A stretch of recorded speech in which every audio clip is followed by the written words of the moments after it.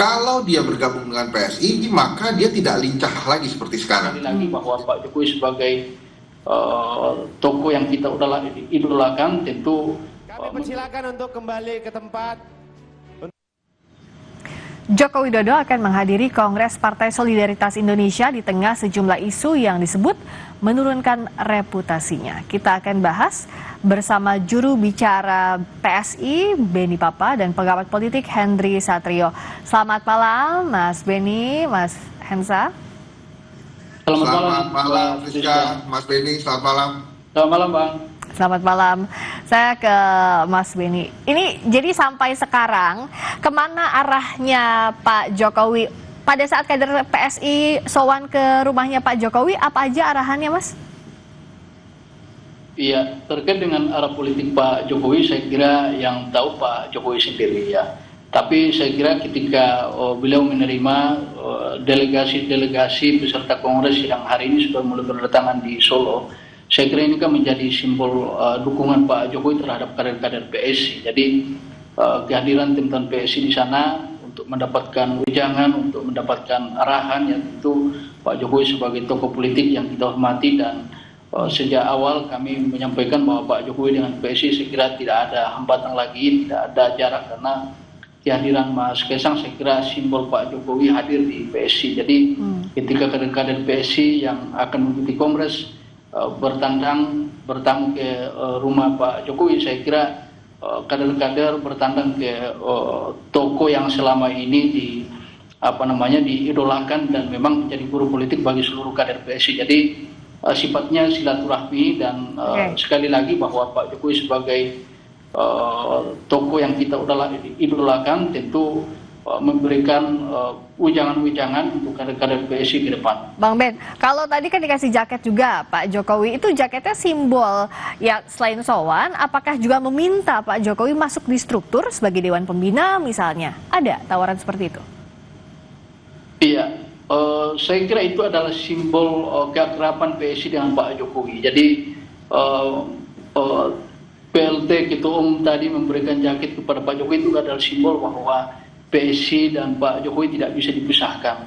Bahwa kemudian nanti Pak Jokowi akan bergabung dengan partai PSI baik di Dewan Pembina maupun di posisi yang lain, ya saya kira kita menunggu waktu, ya kita menunggu. Tentu Pak Jokowi sendiri yang akan menentukan nanti kapan, dan ya kita tunggu. Tapi sekali lagi bahwa kehadiran kader-kader PSI hari ini di rumah Pak Jokowi ini adalah satu kegembiraan bahwa Pak Jokowi bisa menerima kami dengan tangan terbuka. Bang Hensa, saya ke Bang Hensa untuk membaca. Jadi sebelum Kongres PSI pada akhir pekan ini, Pak Jokowi kan sempat curhat soal serangan politik, salah satunya lewat ijazah palsu, tudingan ijazah palsu, lalu juga soal upaya pemakzulannya Mas Gibran.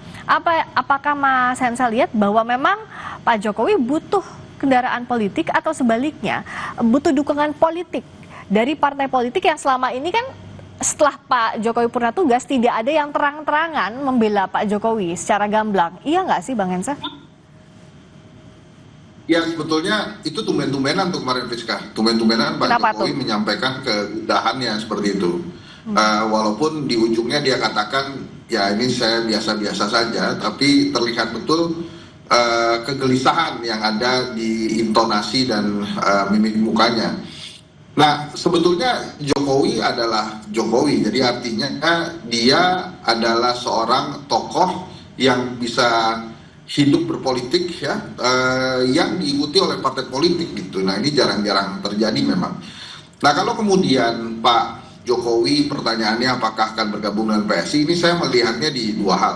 Bagaimana? Yang pertama, kalau dia bergabung dengan PSI, maka dia tidak lincah lagi seperti sekarang. Jadi nggak ada tuh ketua-ketua umum partai politik seperti PAN, Golkar, atau bahkan Gerindra itu akan berkunjung ke dirinya gitu. Apa dasarnya ketua umum Golkar harus berkunjung ke misalnya ketua Dewan Pembina PSI gitu. Tapi kalau sekarang ini dia lincah, dia bisa menerima siapa saja sebagai presiden ketujuh gitu ya. Kemudian yang kedua, menurut saya PSI ini terlalu kecil untuk Jokowi. Jadi ini ibaratnya kalau ada sepeda roda 3 yang naik saya tuh, Rizka. Jadi kayak beruang madu jadinya, sepedanya kekecilan. Jadi Pak Jokowi itu perlu partai yang lebih besar menurut saya yang seimbang dengan ketokohan dirinya. Ini tanpa mengurangi rasa hormat saya ke teman-teman PSI, tapi PSI memang masih sangat muda, masih growing partai politiknya, dan menurut saya belum cukup kuat untuk menerima Pak Jokowi sebagai kendaraan politiknya. Dan lagi pula dengan kritikan-kritikan yang sering sekali disampaikan oleh PSI kepada partai politik lain, bila Pak Jokowi bergabung dengan PSI, ini malah akan menjadi bahan kritikan lagi karena bapak anak itu berada dalam satu partai, walaupun di partai lain juga ada yang Jadi secara hitung-hitungan politik nggak produktif juga kalau Pak Jokowi ke PSI gitu ya, Mas Hensa ya? Betul sekali. Jadi menurut saya Pak Jokowi kan berkali-kali bilang masih dalam pertimbangan, karena dia akan justru lebih lincah tanpa partai saat ini, kecuali ada salah satu partai yang berada di Senayan kemudian meminang dia dan memberikan jabatan tertentu kepada dirinya. Itu mungkin dia akan lebih mudah mempertimbangkan, karena PSI ini masih partai yang berkembang dan terus mencari bentuk gitu ya. Beberapa hal yang baru yang dilakukan oleh PSI menurut saya adalah proses mencari bentuk, ini partai maunya seperti apa. Karena salah satunya misalnya mengubah logo itu adalah bentuk salah satu proses mereka mencari jati diri sesungguhnya partai ini mau seperti apa gitu. Tapi gini Bang Hensa, iya sih secara pergerakan politik akan lebih lincah kalau Pak Jokowi nggak di strukturnya PSI. Tapi pada kasus-kasus ijazah misalnya, tudingan ijazah, tampaknya nggak ada parpol yang berada di belakang Pak Jokowi. Bahkan Golkar kemarin kami baru ngobrol juga menganggap itu adalah isu pribadi. Bagaimana hitung-hitungannya? Siapa yang bisa menemani Pak Jokowi selain relawan? Kayaknya cuma relawan aja tuh yang nemenin Pak Jokowi. Ya sebetulnya tanpa masuk ke PSI pun PSI sudah membela Pak Jokowi. Masa iya Mas Kaisang nggak membela bapaknya gitu kan. Tapi ya belaannya memang tidak cukup kuat karena PSI kan tidak berada di Senayan. Dia tidak termasuk dalam 8 partai yang sudah lolos verifikasi KPU lah nanti buat 2029 kurang lebih begitu. Jadi memang posisinya akan sama saja dia masuk atau tidak masuk PSI, Friska. Jadi tidak ada plus point buat Pak Jokowi sebetulnya karena ada Mas Kaisang sudah di sana. Nah kalau dari Bang Benny artinya ada Mas Kaisang di PSI udah cukup, nggak perlu ada Pak Jokowi di dalam struktur, sudah bisa cukup mewakili putra bungsu ya Pak Jokowi ini. Iya, sebenarnya bukan cukup tidak cukup Mbak ya, tapi saya kira kami melihat bahwa kehadiran Mas Kaisang ini sebagai salah satu tokoh muda yang punya prospek jangka panjang, yang kedua punya popularitas tinggi juga, dan saya kira beliau sudah membuktikan kepemimpinan beliau selama 2 tahun memimpin partai PSI. Saya kira kehadiran Mas Kaisang bagi kami ini adalah salah satu keterwakilan daripada Pak Jokowi yang kemudian memimpin kader-kader PSI di seluruh Indonesia. Bahwa kemudian nanti Pak Jokowi bergabung atau tidak tentu kami tidak bisa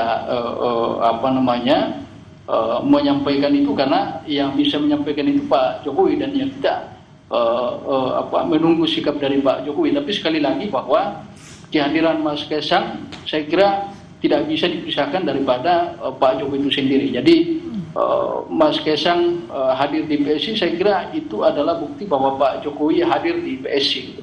Ya, apa yang akan dilakukan PSI untuk memperkuat PSI secara kelembagaan? Karena kalau bicara soal ganti logo, secara simbol, ketokohan, misalnya ada Mas Kaisang, ada Pak Jokowi, momentum juga saat ini akan bisa bermakna kalau bisa dikonversi ke elektoral, juga penguatan kelembagaan. Nah, gimana PSI menerjemahkan ini, Bang Benny?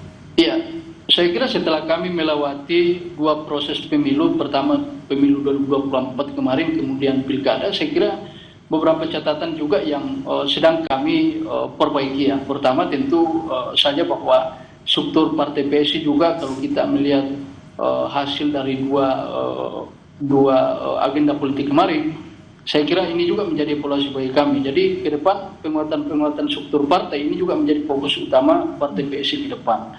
Yang kedua saya kira memang kaderisasi di internal partai juga akan dijalankan, dan hari ini Mbak lewat sistem pemilu yang kami lakukan, saya kira ini juga menjadi bagian proses kami, langkah kami untuk bagaimana membranding partai ini menjadi satu partai yang memang berbeda dari partai lainnya, yang mengedepankan keterbukaan, bagaimana pelibatan anggota itu betul-betul dirasakan dalam menentukan kebijakan-kebijakan partai. Ya tentu bahwa kemudian kami mengganti logo itu kan salah satu proses rebranding partai. Tapi di luar itu kami juga sudah menyiapkan langkah-langkah strategis yang kami yakini bahwa ini akan mendongkrak elektabilitas partai ke depan, khususnya dalam menghadapi pemilu 2029 yang akan kita lewati 3 tahun yang akan datang. Oke, kalau dari Bang Hensa apa sih yang hal strategis yang harus digenjot oleh PSI? Karena kalau secara momentum sebenarnya kan Jokowi effect, Mas Kaisang effect itu lebih besar pada saat waktu Pak Jokowi menjabat. Nah sekarang apa yang harus bisa dilakukan untuk menerjemahkan ini? Ya memang bukan hal yang mudah ya, Friska, karena misalnya kalau kita mengacu kepada pengalaman yang Pak SBY atau Ibu Mega, itu dua-duanya partai politik yang kemudian bisa lolos ke Senayan. Nah, PSI belum. Usaha-usaha PSI untuk menembus Senayan tentu saja mesti dihargai. Salah satunya adalah dengan mengajak Pak Jokowi tentunya masuk ke dalam struktur PSI. Karena memang kalau Pak Jokowi masuk itu otomatis akan ada tambahan kekuatan dari relawan-relawan Pak Jokowi secara langsung. Tapi memang perjalanannya tidak mudah. Apakah ini momentum? Menurut saya momentumnya lebih ke Mas Kaisang sih untuk membuktikan bahwa memang dia adalah sosok yang tepat untuk memimpin PSI.